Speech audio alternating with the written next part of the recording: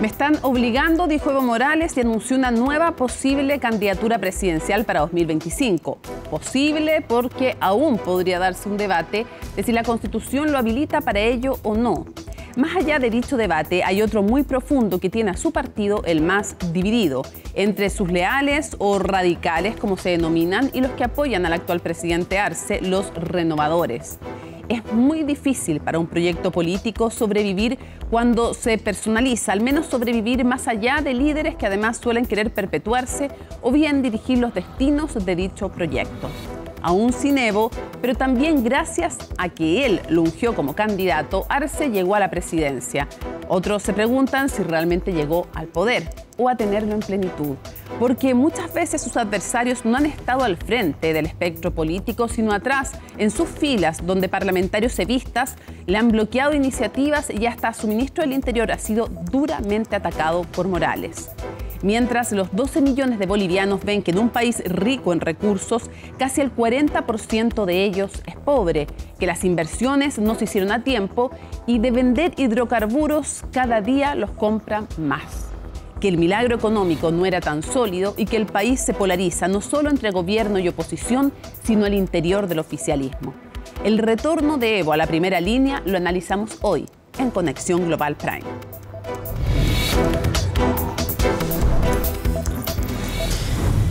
¿Cuál fue el camino de Evo Morales en sus presidencias? Lo digo en plural, nos lo cuenta Gabriel Palma. Evo Morales, el primer presidente boliviano de origen indígena vuelve a la escena política de su país. Querido por muchos, pero cuestionado por otros, Evo Morales se convirtió por mérito propio en una figura clave para entender la historia más reciente de Bolivia. El productor de coca del Cochabamba, consideramos de que es nomás un ataque directamente al productor de coca. Juan Evo Morales Ayma nació el 26 de octubre de 1959 en el seno de una familia de agricultores aymaras. Desde joven se interesó por la política, iniciando su vida de activismo durante los años 80 como secretario de Deportes de la Confederación Sindical Única de Trabajadores Campesinos de Bolivia. Con los años asumió cargos dirigenciales en otras agrupaciones, valiéndole el apoyo de los sindicatos de productores de coca del país, un respaldo que en 1997 lo llevaría hasta el Congreso de Bolivia con el 70% de los votos, convirtiéndose en el diputado más votado en la historia hasta ese momento. Su paso por el Congreso no estuvo exento de polémicas. En 2002 fue expulsado y despojado de su inmunidad parlamentaria, acusado de abusar de su cargo. Pese a ello, su popularidad siguió creciendo con el paso de los años. Los pobres, quienes hemos sido víctimas del modelo económico, también tenemos derecho de estar en el Palacio de Gobierno. Fue así como en 2002 Evo Morales intentó por primera vez llegar al Palacio Quemado, pero fue derrotado en segunda vuelta por Gonzalo Sánchez de Lozada en medio de un alterado escenario político. Pero aquello no fue suficiente para quitar a Morales y al MAS de la contingencia. Para 2003 el dirigente se había convertido en la carta más influyente de la entonces oposición, algo que le valió visibilidad durante la llamada Guerra del Gas, un conflicto que terminaría de afianzar a Evo. En 2005, Morales obtuvo el 53,72% de los votos en primera vuelta y el 22 de enero del 2006 asumió oficialmente como el primer presidente indígena de Bolivia. Cumpliré con mi compromiso, como dijo subcomandante Marcos, mandar obedeciendo al pueblo. Mandaré Bolivia obedeciendo al pueblo boliviano. Muchísimas gracias. En sus casi 14 años de mandato, el más largo de manera continua en la historia de la República Boliviana, Evo Morales impulsó una serie de políticas sociales a través del Plan Nacional de Desarrollo, además de las demandas marítimas contra Chile, haciendo de este tema una de sus principales banderas. En materia económica, llevó a cabo una política de nacionalización de empresas, la que se enfocó en los yacimientos petroleros del país, que en los años posteriores llevó a un aumento significativo en las arcas fiscales gracias al acuerdo de repartición del 82% para el Estado y del 18% para los privados. Todos los sectores, especialmente empresariales, oligárquicos, que se oponían a la nacionalización, que no auguraba más con ese tipo de medidas, el presidente Evo tomó la decisión y ese fue la piedra angular. En materia política, impulsó un proceso constitucional a través de una asamblea marcado por la tensión y que culminó con la propuesta de Carta Magna ratificada y vigente hasta el día de hoy en Bolivia. Tenemos una responsabilidad cerca, que es la Asamblea Constituyente, los pueblos indígenas originarios dejaban de formar Bolivia mediante la Asamblea Constituyente. Uno de los temas de mayor controversia tenía que ver con la posibilidad de reelección del mandatario, la que la Constitución fijó solo en una. Sin embargo, Morales se las arregló para mantenerse en el poder por más tiempo y los últimos años de su mandato estuvieron marcados por su insistencia para intentar gobernar hasta el año 2025. Esos momentos complejos vieron su punto más álgido en 2019, cuando el histórico político se vio obligado a renunciar luego de las acusaciones de irregularidades en las elecciones de ese año, en las que intentó conquistar un cuarto periodo. Creo que la figura de Morales, que ha sufrido un desgaste, si bien tiene una parte de muchos logros, con posterioridad ha tenido un proceso de desgaste. La tensión en las calles era tal que Morales perdió el respaldo de las Fuerzas Armadas y debió dejar el país. Sugerimos al presidente del Estado que renuncie a su mandato presidencial, permitiendo la pacificación y el mantenimiento de la estabilidad por el bien de nuestra Bolivia. ¿Por qué decidí esta renuncia? Para que Mesa y Camacho no sigan persiguiendo a mis hermanos. Estamos dejando a Bolivia con soberanía e independencia del Estado. Así, Morales viajó rumbo a México y luego se radicó en Argentina, país que le otorgó asilo en medio de la crisis. Solo regresó a Bolivia tras el triunfo en las urnas de su exministro Luis Arce en 2020, una relación cercana al comienzo. Nadie le puede acusar con el dedo al presidente Evo. Es un presidente honesto, un presidente que quiere su país y que va a hacer todo para dar y generar el desarrollo, el crecimiento a los bolivianos, a las bolivianas. Sin embargo, hoy en día ambos se han distanciado a tal punto que Morales ha llegado a calificar al actual mandatario como traidor. Es de hecho ese enfrentamiento el que, según Morales, lo llevó a tomar la decisión de competir nuevamente a la presidencia. Que voy a ser candidato, me han convencido, voy a ser candidato. ¿No? Me han obligado. La gente quiere. ¿No? La gente quiere, pero me están obligando tanto contra Evo, todo contra Evo, desde el gobierno, la derecha, el imperio, los medios de comunicación de la derecha. Así, Morales busca disputarle el control de su partido a Arce, quien aún no ha confirmado su intención de ir a la reelección. Sin embargo, Evo debe enfrentar un escollo mayor en su nueva aventura política, pues de mantenerla, el Tribunal Constitucional deberá decidir si es viable o no ante la ambigüedad de la Carta Magna en el caso de los exmandatarios. Así, el futuro del hombre que gobernó Bolivia por 13 años aún está por definirse. Y comenzamos el análisis de este posible retorno, al menos a una candidatura de Evo Morales con quien fuera su vicepresidente. Me refiero a Álvaro García Linera, que se encuentra justamente en La Paz, Bolivia. Muchísimas gracias por acompañarnos en Conexión Global Prime. Mónica, ¿cómo está usted? Y un gusto estar con CNN. Primero quisiera pedirle un diagnóstico general. ¿Qué le parece en términos generales la posibilidad de una nueva candidatura de Evo Morales a la presidencia? Me parece algo normal, algo previsible en términos de que se trata de un liderazgo que aún no ha completado su ciclo y aún tiene muchas cosas para ofrecer al país. Y un proceso histórico que ha estado caracterizado por un crecimiento extraordinario. No se olvide que Evo Morales condujo a 16 años continuos, casi 16 años continuos de 4.5% de crecimiento anual.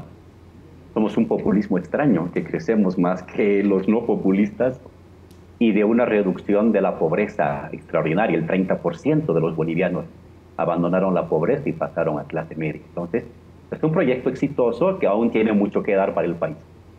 Ahora, la pregunta ¿es normal, es previsible, dice usted? El punto es si es lo deseable que vuelva al poder, y se lo pregunto más allá incluso de Evo Morales, en el sentido de los proyectos políticos, cuando se personalizan, cuesta que se institucionalicen y que adquieran libertad y proyección más a largo plazo. ¿Es lo deseable que él sea el próximo candidato? ¿Sería su candidato? Lo que hay que tomar en cuenta es que lo deseable es que no haya división en este proyecto político. Eso es lo fundamental. Está bien procesos de renovación, está muy bien liderazgos indígenas, lo que no está bien es división. En principio es el liderazgo popular y político más fuerte de Bolivia. Un hombre que desata pasión en la gente humilde, en la gente pobre, en la mayoría indígena de mi patria, que se siente reivindicado y con derecho a caminar por las plazas sin que le estén escupiendo o votando como sucedía antes. Y encima su proyecto no está agotado. Pero lo ideal, Mónica, es que lo hiciera articulando consensos y no dividiendo o impulsando divisiones dentro del instrumento. Para mí lo ideal es una candidatura de Evo, apoyada, respaldada por la facción que conduce Luis Arce, el actual presidente del país, de tal manera que eso garantice la victoria. El miedo que tengo es que divididos, cualquiera sea el candidato, perdemos el 2025. Eso quería preguntarle. Usted ha hablado de un suicidio político, criticando esta división que enfrenta al actual presidente Luis Arce con el expresidente Evo Morales.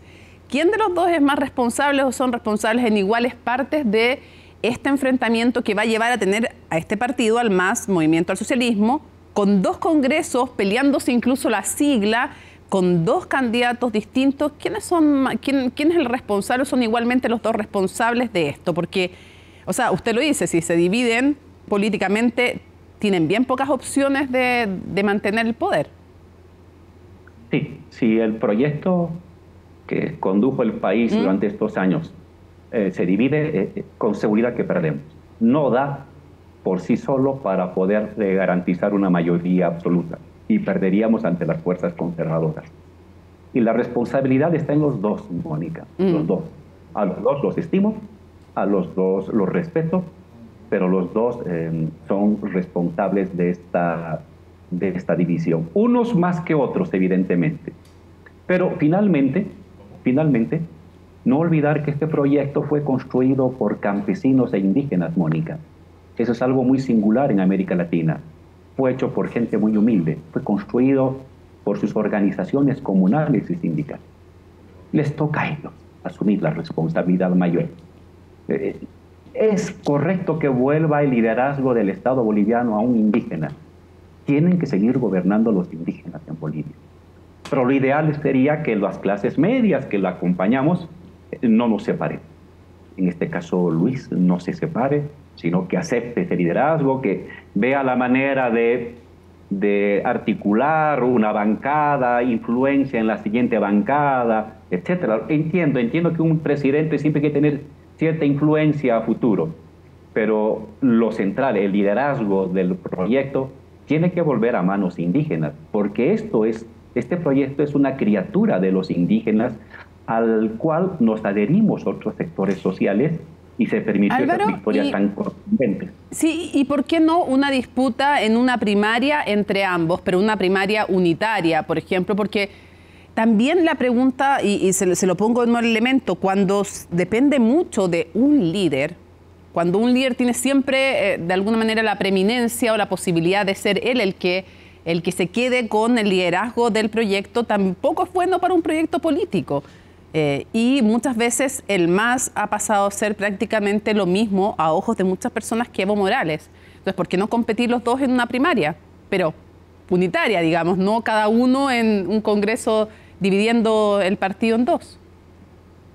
Sobre los liderazgos largos, no se olvide que el presidente Roosevelt, el que impulsó el estado de bienestar en Estados Unidos en los años 30, tuvo 4 reelecciones, no había un límite. Y la presidenta Merkel, que transformó y condujo y liderizó Europa en los últimos 15 años, estuvo 3 gestiones y podía ir por una 4ª. No es el problema si está mucho tiempo, no. La cosa es si en el tiempo que está satisface las expectativas de las grandes mayorías sociales. Y creo que Evo lo puede hacer. Pero tiene que haber mecanismos para pulsar, para medir en los hechos quién tiene más apoyo. La idea de unas primarias es una idea interesante, yo nunca la he descartado, pero lo ideal sería llegar a unas primarias, Mónica, acordando acordando. Y lo malo es que hoy por hoy no hay acercamiento, no hay palabras que se crucen entre los líderes para incluso acordar las primarias bajo ciertas reglas del juego.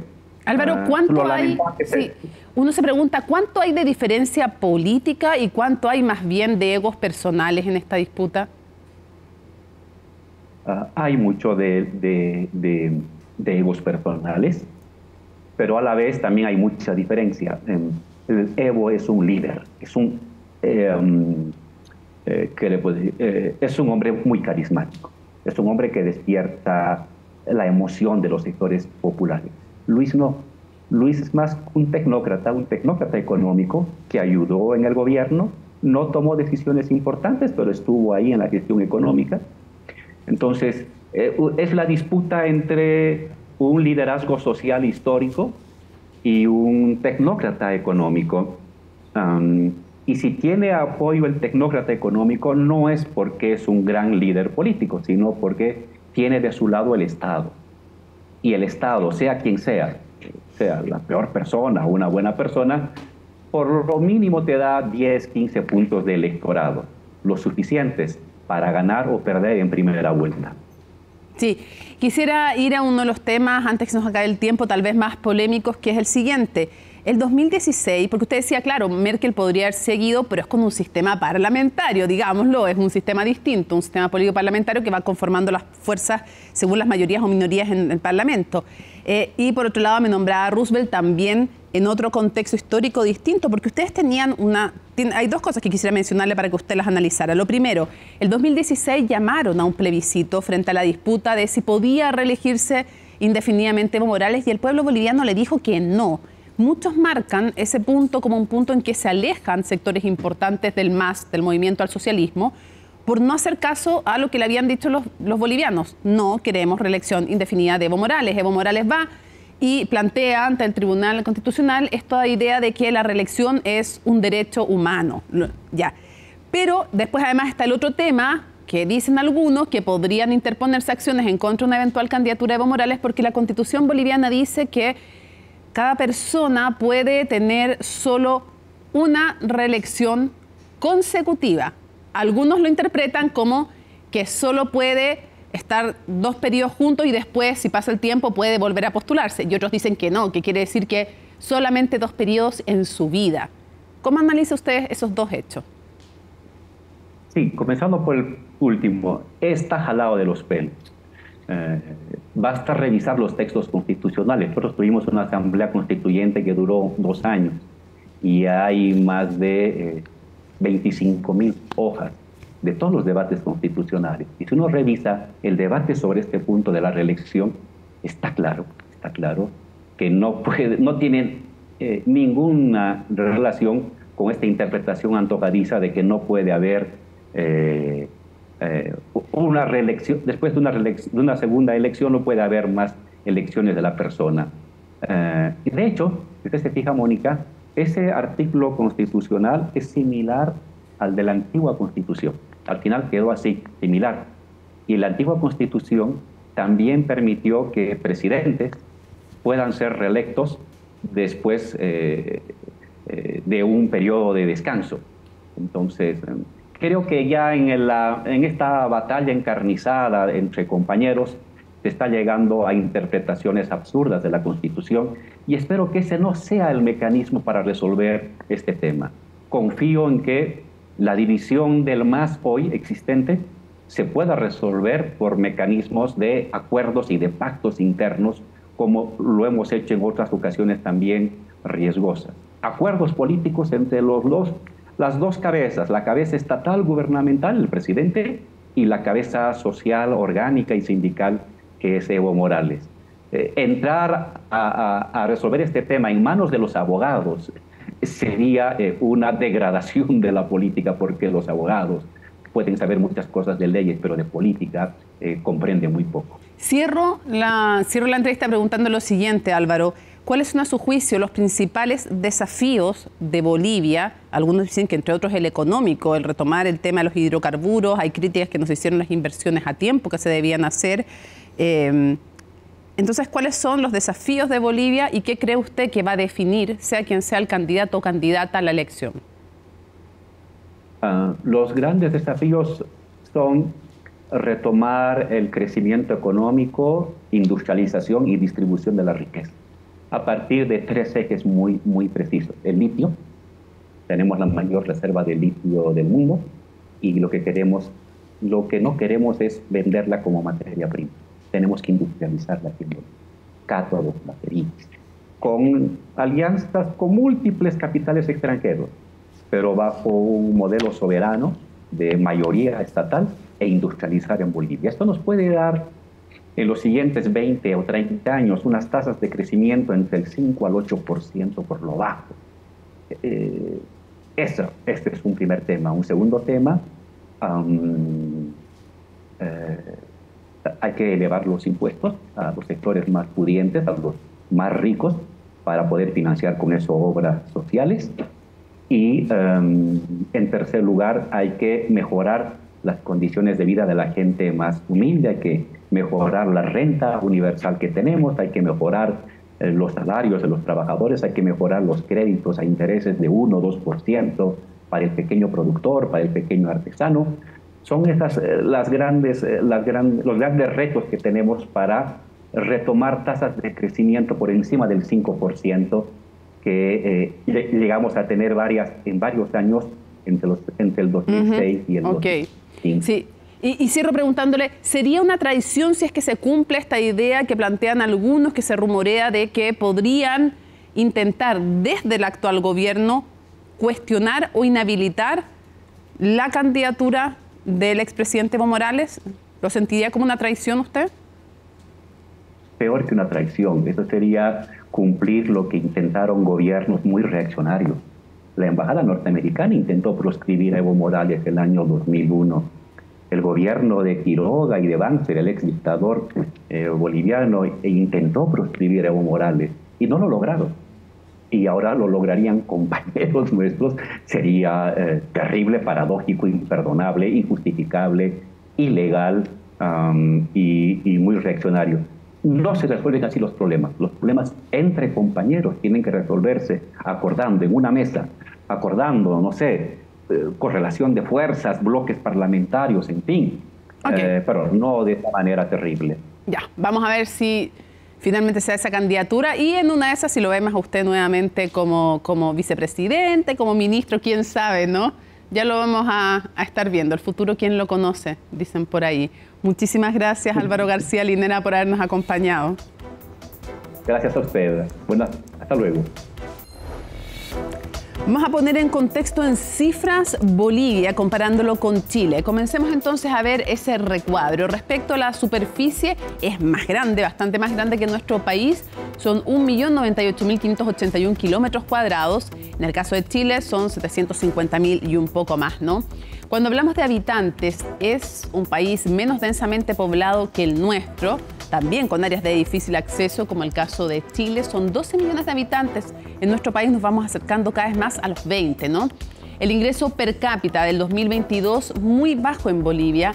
Para la cantidad de riquezas que tiene este país, son $3.523 per cápita, mientras el promedio, son siempre promedios, hay gente que gana mucho más y gente que gana mucho menos en Chile, es casi 5 veces más, $15.355.000 per cápita. El crecimiento entonces, también del año 2022, fue de 3,1% en el caso de Bolivia y en el caso de Chile 2,4%. Una de las cosas, ya que estamos analizando a Bolivia, no nuestro país, que afecta una mayor potencial de crecimiento de Bolivia es justamente que no se han hecho a tiempo, dicen los críticos, las inversiones respecto de exportación de hidrocarburos, de obras públicas, y eso ha ido haciendo entonces que la capacidad de un país concentrado además en temas de materias primas, pero que además no ha aprovechado las inversiones que tenía que hacer en materias primas para seguir siendo exportador de ellas, comienza incluso a comprarlas. Después, la inflación es un punto positivo porque se ha mantenido en 3%. En Chile sabemos que es un tema, 5,3%. En Bolivia se ha logrado mantener controlada y algunos alaban también la política monetaria de ese país. Pero a pesar de que tuvo momentos en que comenzaron a comprarse y hacerse colas para comprar dólares, pero la inflación se ha mantenido controlada. El desempleo bordea el 4%, la mitad de que Chile, pero con una informalidad muy, muy alta. Y la pobreza afecta al menos al 36,3% según las cifras oficiales de los bolivianos, 6 veces más que en nuestro país.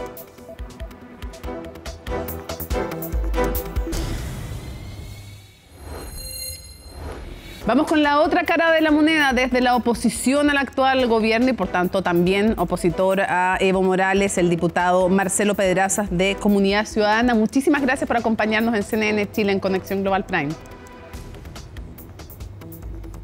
Buenas tardes, buenas noches para quienes están viendo el programa. Mónica, un saludo, gracias por la entrevista. Quisiera preguntarle primero su impresión general respecto de la posible candidatura de Evo Morales nuevamente a la presidencia.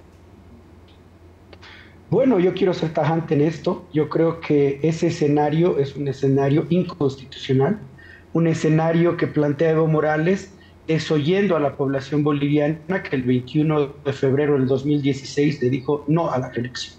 Lo que sucede es que el movimiento al socialismo ha adelantado el calendario electoral en estas sus pugnas internas que tiene.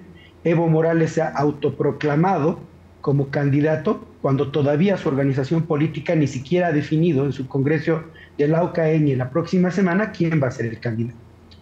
Entonces, para responderle a Evo Morales y a quienes lo siguen, este debate no debería estar en la agenda nacional por un tema de constitución política del Estado y de la voluntad del pueblo boliviano que le dijo no a la reelección de Evo Morales. La Constitución, usted me explica si no es así, porque ya lo conversábamos con el ex vicepresidente Álvaro García Linera. La Constitución dice que una persona solo puede repostularse una vez consecutiva. La pregunta que yo le hago es porque para los partidarios de Evo Morales eso quiere decir que de manera repetida solo una vez, pero que puede repostularse de manera no repetida si es que hay otros mandatos de por medio. ¿Cómo lo ve usted ese punto y si ustedes van a hacer acciones legales ante el Tribunal Constitucional en caso de que se concretara la candidatura de Evo Morales? Bueno, de hecho yo he presentado una acción popular, que es un mecanismo constitucional que está en la Constitución Política del Estado Boliviana, para que se garanticen los derechos colectivos de los ciudadanos que se vieron afectadas con esa apócrifa sentencia 0084 que definió la reelección de Evo Morales. Esta acción que he presentado como diputado chuquisaqueño y de oposición tiene como objeto que se deje sin efecto esta sentencia constitucional, pero sobre todo se basa en la opinión consultiva que emitió la Corte Interamericana de Derechos Humanos, la cual determinó que no es un derecho humano la reelección. Ahora el Tribunal Constitucional tiene la obligación de resolver esta acción, primero para reconducir el Estado de Derecho en mi país, segundo para brindarle una certeza democrática a los bolivianos respecto a las próximas elecciones, pero sobre todo para darle una paz y una estabilidad social al país que es necesario. Yo entiendo el punto que usted hace en relación a que la reelección, según ha dicho la Corte Interamericana de Derechos Humanos, no es un derecho humano. O sea, nadie tiene el derecho humano a ser reelecto indefinidamente en un cargo vía las urnas, se entiende, que ese no es un derecho humano.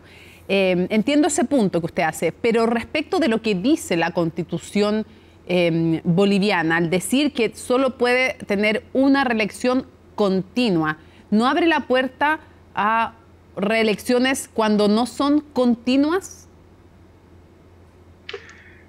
Bueno, lo que pasa es que tiene que hacerse una interpretación sistemática de la Constitución, no solamente una interpretación literal. ¿Ya? Y la Constitución del 2009 que aprueba el movimiento al socialismo tiene en su esencia, en su preámbulo y en toda la Constitución la alternancia como un mecanismo democrático.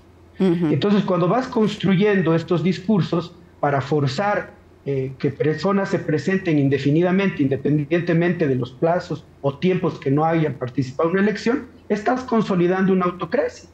El pueblo boliviano ya le dijo a Evo Morales que no está de acuerdo con la reelección, y si hay que hacer una interpretación de la Constitución en el artículo que usted señala, bueno, dice que solamente se puede hacer, el periodo de mandato dura 5 años y puede ser reelegido por una sola vez consecutivamente. Entonces, si vamos a la voluntad del constituyente, inclusive podemos señalar que había la intención de que nadie pueda ser reelecto por más de 10 años en mi país.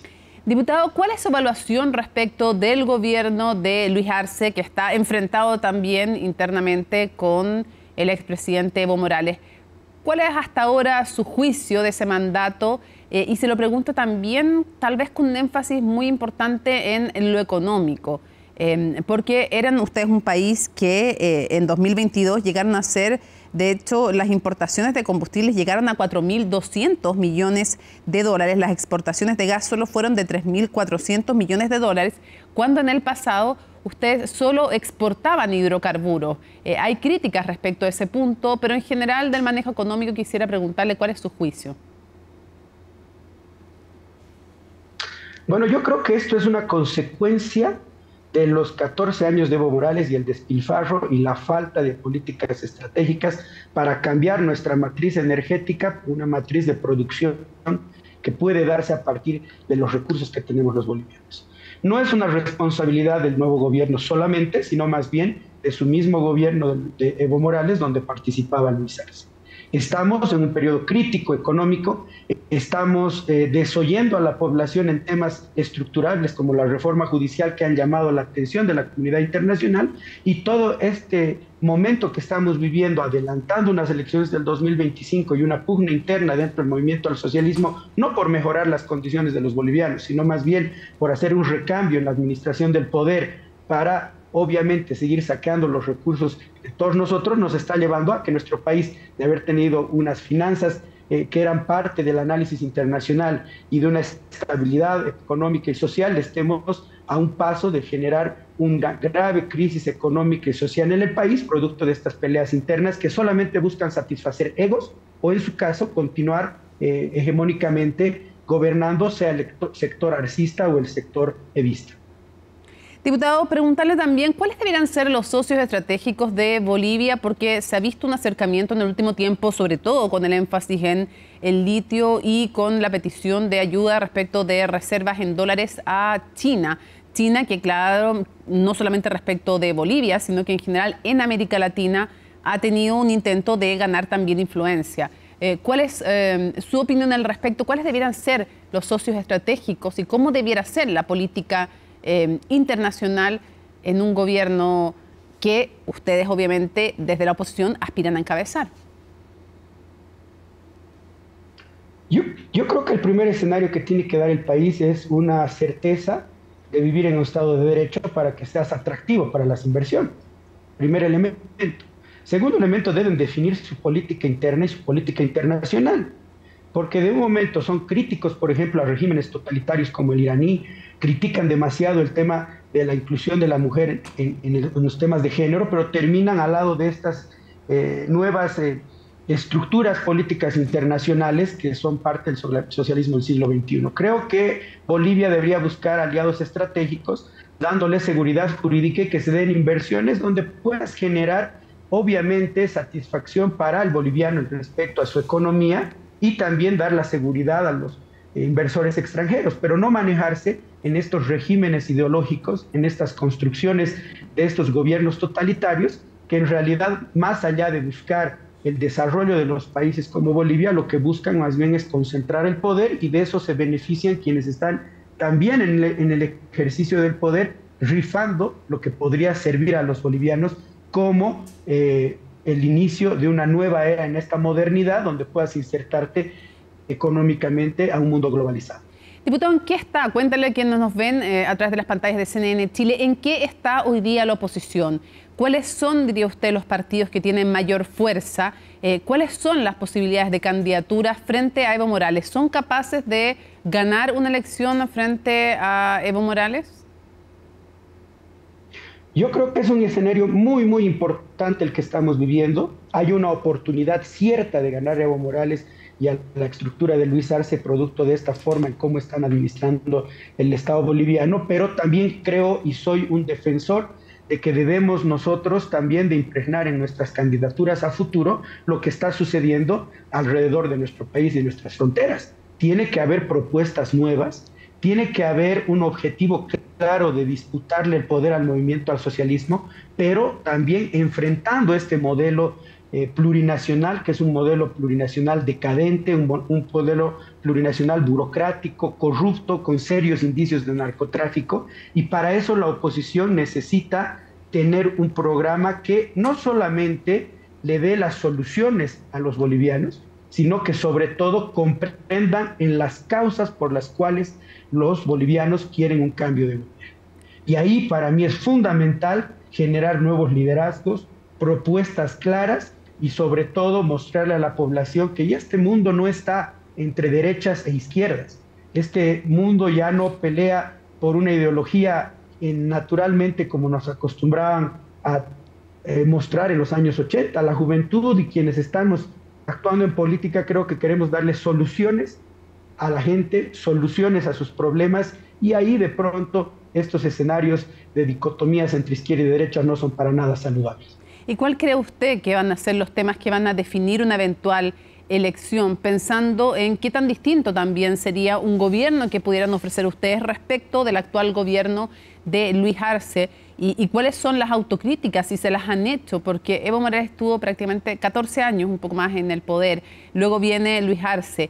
¿Cuáles son las autocríticas que se hacen desde la oposición de por qué ustedes no han considerado o no han concitado las adhesiones mayoritarias ciudadanas? ¿Y qué van a ofrecer? ¿Qué tan distinto sería un gobierno eventualmente encabezado por alguien de la oposición del que está hoy en el poder? Bueno, yo creo que un escenario fundamental para nosotros es primero hablar del tema económico. Y tenemos que brindar propuestas claras y que den certidumbre en el aspecto económico. Hay que devolver la institucionalidad al país, pero sobre todo creo que es importante generar libertad a partir de una intromisión del Estado solamente en temas que sean específicos y no como ahora que el Estado se mete en tu economía, se mete en tu economía familiar, es decir, están muy pendientes de lo que hacen los ciudadanos. Creo que ese es el escenario para empezar a armar recetas. Yo lo llamo así, porque no es el momento de hablar quién va a ser el líder de la oposición, es el momento de hablar la receta que enfrente al movimiento al socialismo y después elegirás el chef, por decirlo de alguna manera. Creo que la oposición ha fracasado los últimos 14 años porque hay una actitud muy paternalista de algunos grupos que creen que porque están mucho tiempo en esto tienen la razón para poder no escuchar el planteamiento de nuevas generaciones, y no digo de jóvenes contra adultos, sino nuevos pensamientos que permitan darle otra opción al país, porque si seguimos cometiendo los errores del pasado, no esperemos resultados diferentes. Entonces yo creo que este escenario, conforme vemos además a nivel internacional, genera la expectativa de liderazgos nuevos, renovados, con propuestas claras y que deconstruyan este modelo plurinacional económico en su economía y en la burocracia.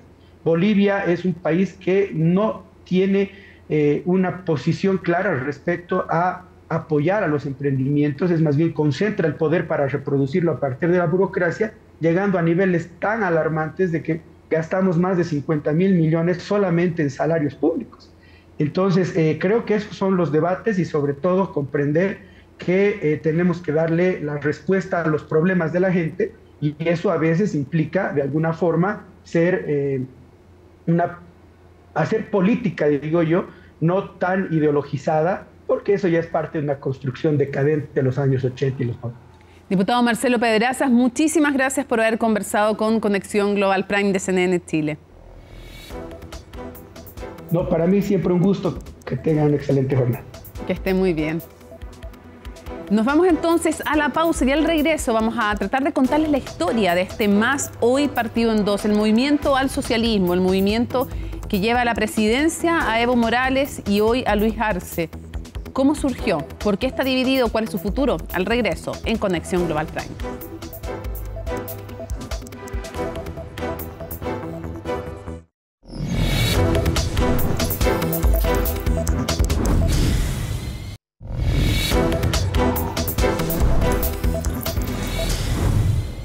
Vamos a revisar la línea de tiempo para revisar también efectivamente los presidentes que ha habido en la historia reciente nomás. Vamos a comenzar de hecho en el año 2000. Son los presidentes entonces que ha tenido Bolivia en el siglo XXI. Y comenzamos entonces con Jorge Quiroga. Él estuvo desde el 7 de agosto de 2001 al 6 de agosto de 2002. A los 37 años, además, se convirtió en el presidente más joven, el más joven vicepresidente de la historia de Bolivia. Pero el 1 de julio de 2001 fue internado Banzer, el presidente. Él era el vicepresidente en un centro médico de Washington y se le diagnosticó un cáncer múltiple de pulmón e hígado. Entonces, ese mismo día, Quiroga tuvo que asumir las funciones de presidente interino hasta determinarse el alcance de la enfermedad de Banzer y su capacidad para completar su mandato el 6 de agosto de 2022. Avancemos entonces a un hombre que es conocido, yo creo, en Chile, Gonzalo Sánchez de Lozada. Él estuvo entre el año 2002 y 2003. Mostró a lo largo de su trayectoria política un compromiso con reformas que tenían que ver con economía de mercado, con hacer reformas que no eran populares, pero dicen algunos, sus defensores al menos, sí eran necesarias. Pero ojo que esta era la segunda vez que llegaba al poder, porque también estuvo como mandatario entre 1993 y 1997. Ganó entonces las elecciones una segunda vez en el 2002, pero la denominada Guerra del Gas, ustedes se recordarán entonces, hubo movimientos indígenas, obreros que exigieron además la nacionalización de los hidrocarburos, que fue bandera de lucha después también, ¿no?, de Evo Morales y de otros políticos. La verdad es que, y la represión que hubo de esas protestas, que fue criticada por organismos de derechos humanos, lo llevó entonces a renunciar y abandonar el poder y luego viajar entonces y huir hacia Estados Unidos. En 2005, la justicia boliviana lo procesó por genocidio. Pero seguimos avanzando hacia Carlos Mesa. También lo conocemos porque es un hombre que antes de llegar a la presidencia hizo un tremendo trabajo en la televisión. A algunos les gustará, a otros no, pero cuando digo tremendo me refiero que muy destacado, muy conocido, es periodista entre otras cosas. Entonces, bueno, él tuvo una sucesión a raíz de la Guerra del Gas. Ya lo veíamos, había tenido que abandonar el poder el anterior presidente, Gonzalo Sánchez de Lozada, y asume entonces Carlos Mesa entre el año 2003 y el 2005. Periodista, como les decía, historiador también, aceptó ser candidato a la vicepresidencia con Gonzalo Sánchez de Lozada y por lo tanto le tocó asumir la presidencia, pero como parte de esta sucesión porque el mandatario había dejado la presidencia y había tenido que huir en medio de esta llamada Guerra del Gas y de la represión y las acusaciones de violación a los derechos humanos hasta Estados Unidos. Entonces, ya se los decía, Carlos Mesa, que además tuvo como agendas de su gobierno la reforma, una ley de reforma constitucional, un referéndum sobre el sector energético, también la nueva ley de hidrocarburos. La llevó adelante, pero no fue fácil, no fue una época complicada, hubo muchas protestas de los sindicatos, los campesinos, cocaleros y también las organizaciones vecinales. Fue esta tríada además que lleva adelante múltiples manifestaciones y también, de hecho, tuvo un enfrentamiento también con parte de los sectores empresariales. Mucho enfrentamiento también y mucha crítica desde la izquierda en La Paz y en otros sectores, ignorado también por algunos que querían más autonomía en las partes más ricas de Bolivia. La verdad es que fue un muy difícil continuación de mandato y finalmente entonces tiene que renunciar en la mitad. ¿Qué ocurre después? Lo sucede Eduardo Rodríguez Beltzé entre el 9 de junio del 2005 y el 22 de enero del 2006. También una sucesión constitucional. Pero, ¿qué es lo que ocurre? Se producen los alzamientos populares por reclamos de... Se seguía, ya lo veíamos desde antes, desde Gonzalo Sánchez de Lozada, y es un anhelo muy profundo de sectores de Bolivia, de sectores campesinos, de sectores cocaleros, de sectores más desposeídos de la nacionalización de los hidrocarburos. Se mantienen en estos tres periodos, en estas sucesiones presidenciales, siguen las protestas pidiendo la nacionalización de los hidrocarburos. Lo habíamos dicho, había obligado 2 veces a 2 presidentes a dimitir y el Congreso elige a Rodríguez Beltzé entonces para ocupar el puesto de presidente de la República y su gobierno tuvo una relativa calma y se estableció además un diálogo con los sectores que estaban realizando bloqueos. Pero vamos a irnos a un presidente que seguro, si es que no conocen a estos, el que sigue sí lo conocen. Evo Morales, desde el 2006 hasta el 2019. Y aquí viene toda la complicación y toda la polémica respecto de la forma en que fue reelegido. Porque la Constitución, ¿qué es lo que dice? La Constitución decía o dice que puede haber solamente una reelección continua. Hay toda una discusión respecto de qué significa aquello. Pero en lo concreto, el 2009 entonces, el 2006 llega al poder. Tiene 2 reelecciones, como les decía, y en octubre de 2014 entonces más lo llevan al poder nuevamente. Pero ¿qué es lo que ocurre aquí? Y es importante destacarlo y hacer la puntualización. Hubo un referéndum porque había toda una polémica si él podía seguirse o no repostulando, por lo que yo les decía que la Constitución manifestaba. El 2016 él mismo llama a un referéndum, se llama un referéndum en Bolivia, para decidir si podía o no repostularse indefinidamente Evo Morales. Y el pueblo boliviano le dice que no. Pero, reglón seguido, él va al Tribunal Constitucional y alega que la reelección es un derecho humano y le dan la razón. Desde la oposición se dice, bueno, pero es que estaba cooptado ese órgano con mayoría partidaria de Evo Morales. Él dice, no, es legítimo. La cosa es que no hace caso de aquel referéndum, se postula nuevamente y se produce una muy complicada elección porque se suspenden durante como 10 horas la entrega de resultados y cuando se retoma, él tenía ya mayoría. Hay mucha polémica, es parte de lo que hemos estado analizando hoy día sobre el mandato de Evo Morales, pero sin duda alguna es alguien que ha marcado la historia de ese país con reforma constitucional, algunos dicen a su medida, otros diciendo que era necesario, con incorporación de indígenas y sectores desposeídos a la vida política y con una política basada en hidrocarburos y que algunos sostienen no fue tan radical como algunos pensaban, sino que incluso fue apoyada por sectores empresariales. Pero en fin, hay críticas respecto también de la política económica y constitucional de Evo Morales. Quien asume entonces, porque renuncia, era del MAS, la presidenta del Senado quien le tocaba, y ella renuncia a asumir y asume Yanina Áñez, que hoy día está presa, solo entre 2019 y 2020.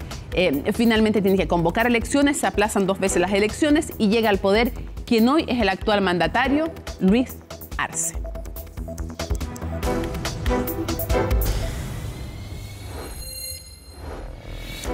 Conocidos ya entonces, o recordados más bien, los últimos presidentes, los presidentes del siglo XXI en Bolivia, es indispensable analizar al MAS, el partido del expresidente Evo Morales y del actual presidente Luis Arce. Y para eso nos contactamos con Fernando Molina, autor justamente del libro La crisis del MAS, que está en La Paz. Así es que muchísimas gracias por contactarnos con nosotros, escritor además y periodista boliviano. Un gusto conversar contigo, Fernando. Lo mismo, muchas gracias por la invitación. Me gustaría que para quienes nos están viendo a través de las pantallas de CNN Chile, tú les comentaras cómo podríamos definir ideológicamente y programáticamente al movimiento al socialismo el MAS y su origen. Es una confluencia de diferentes corrientes. Es el Frente Único de la Izquierda Boliviana, o ha sido durante mucho tiempo. El núcleo ideológico es nacionalista revolucionario, nacionalista estatista, dando continuidad a la revolución de 1952 en Bolivia y su proyecto de usar el Estado y los recursos naturales para desarrollar al país de una manera planificada. Pero además hay otras corrientes como neomarxistas, también los residuos de la izquierda tradicional boliviana y una dosis bastante importante de indianismo que ha convertido al sujeto de la revolución ya no en la clase obrera como era en los años finales del siglo pasado, sino al movimiento indígena, ¿no? Entonces es una mezcla, una combinación de diferentes factores ideológicos que ha sido muy exitosa porque además se propone hacer las transformaciones en democracia, ¿no? De ahí que uno de sus lemas principales sea revolución democrática y cultural. Fernando, ¿nos puedes contar al día de hoy en qué está el MAS? Y te lo pregunto porque hay dentro claramente 2 facciones, la que apoya a Evo Morales o llamados también radicales, y por otro lado los que apoyan al gobierno de Luis Arce o a él más fuertemente y que son llamados los renovadores. ¿Hay más facciones o no? ¿Cómo se da esta división? ¿Y cuál tiene, dirías tú, más peso todavía? Por lo pronto no. Se están dividiendo las aguas en 2. El sector arcista, el que apoya al oficialismo, tiene dentro de sí a un grupo de funcionarios, burócratas que son propiamente seguidores del presidente y también a dirigentes sociales que son alineados con el vicepresidente David Choquehuanca. Claro. Pero están actuando en coordinación conjuntamente para enfrentarse a Evo Morales, el líder tradicional del partido. El MAS está dividido prácticamente, ¿no? Está al borde de firmar el divorcio después de una larga y dura pelea entre estas dos facciones. El próximo 3 de octubre se va a celebrar el Congreso del lado evista, donde se va a ratificar la candidatura de Evo Morales a la presidencia, que es la manzana de la discordia, ¿no? Y 15 días después se va a realizar otro congreso de los sectores arcistas, y entonces habrán surgido dos más, ¿no? Dos más hasta que el Tribunal Electoral defina cuál de ellos tiene el derecho para usar la sigla. La sigla, exacto. Que es muy valiosa, por supuesto, por su trayectoria, su pasado, y que seguramente va a dar lugar a una sangrienta pelea judicial y mediática. Entonces, se puede decir que el MAS está en su momento más difícil y en la inminencia de una derrota posiblemente por ese cisma que ha ocurrido a raíz de la imposibilidad que ha tenido Morales de reelegirse después de una gran crisis política, la aparición de un nuevo presidente o de un presidente con un nuevo rostro, Luis Arce, y el hecho de que no han podido compatibilizar esa situación entre ambos, ¿no? Ahora, aparte de esta división entre Luis Arce y Evo Morales que se replica, que permea al MAS, ¿hay otras razones más que te lleven a ti a titular un libro como La crisis del MAS? Digo, pongo sobre la mesa, por ejemplo, el hecho de que que suele pasar con los partidos políticos cuando tienen un liderazgo muy fuerte y muy personalista como el de Evo Morales, pero podría ser en otros países, tenemos muchos ejemplos.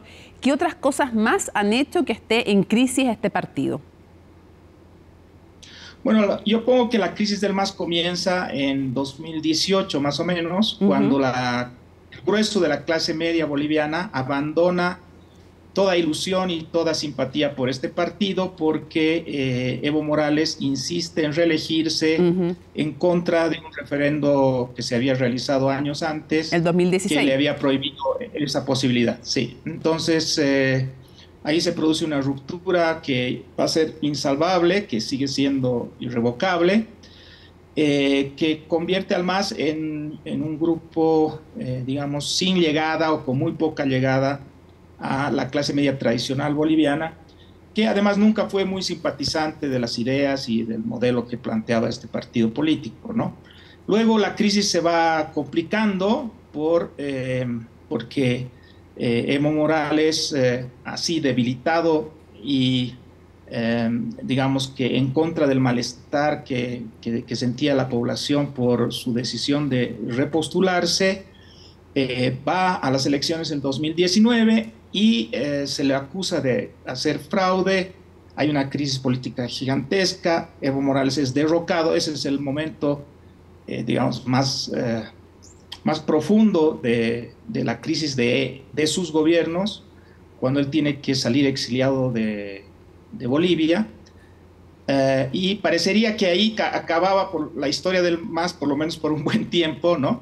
Pero ha dado un giro impensado este partido porque logra rearticularse rápidamente y gana las elecciones del 2020, lo que hace que sigamos conversando sobre este grupo que de una manera más normal, digamos, sin la pandemia, sin los errores y horrores que ha cometido el gobierno transitorio de Yanine Áñez, ya estaría, digamos, que lamiéndose las heridas y tratando de rearticularse después de una derrota completa, ¿no? Pero eso no ha ocurrido, ha llegado nuevamente al poder, pero ya con un dilema, digamos, existencial para él y para una personalidad tan caudillista y tan narcisa como la de Evo Morales, que es la presencia en la primera magistratura de otro individuo, otro masista que no fuera él mismo, ¿no? Entonces, era cuestión de esperar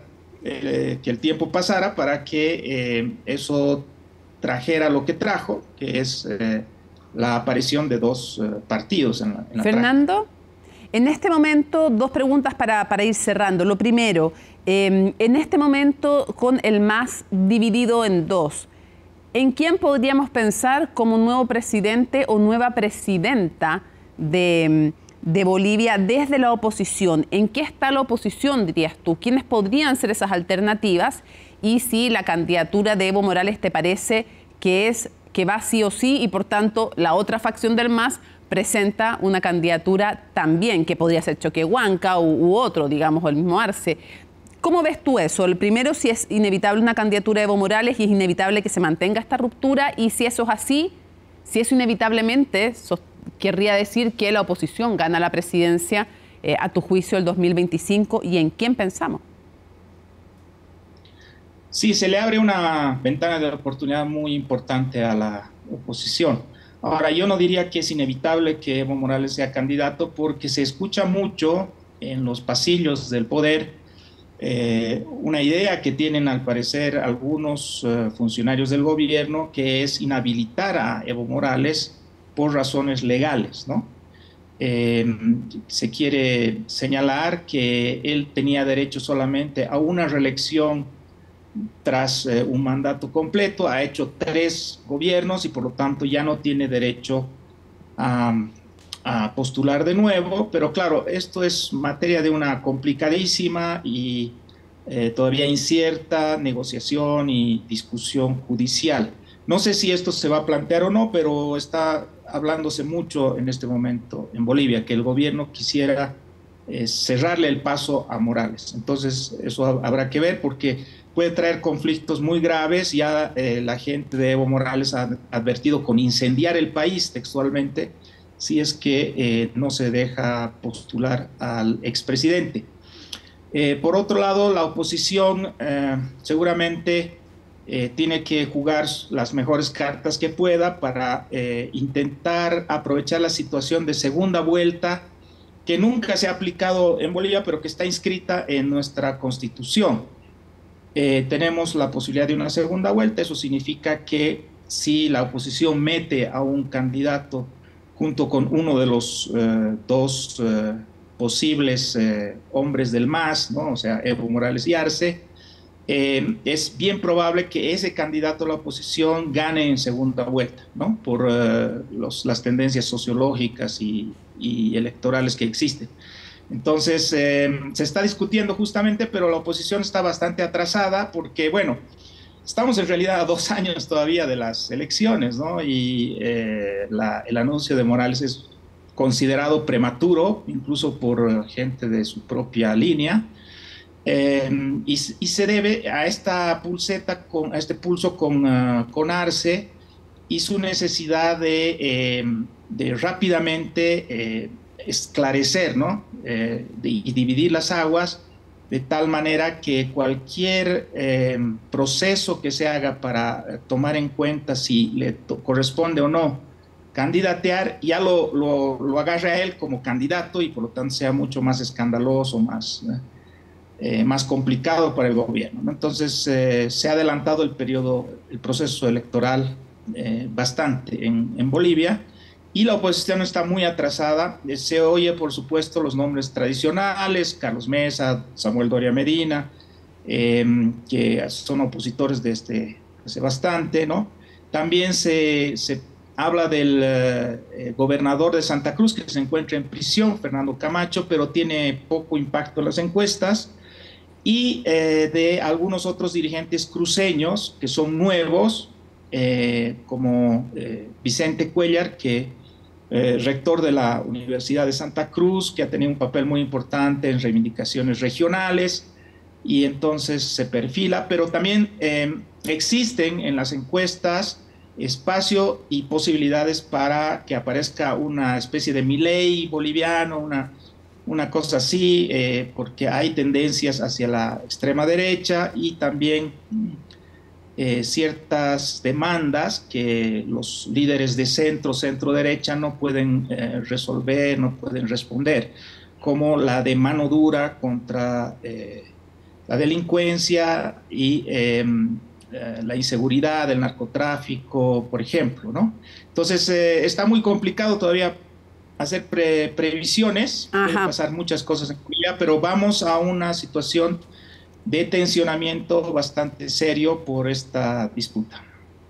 Fernando Molina, muchísimas gracias por habernos acompañado desde Bolivia, desde La Paz, con tu análisis para poner contexto, para entender más de la historia de este partido que marca sin duda la historia reciente de Bolivia. Muchísimas gracias.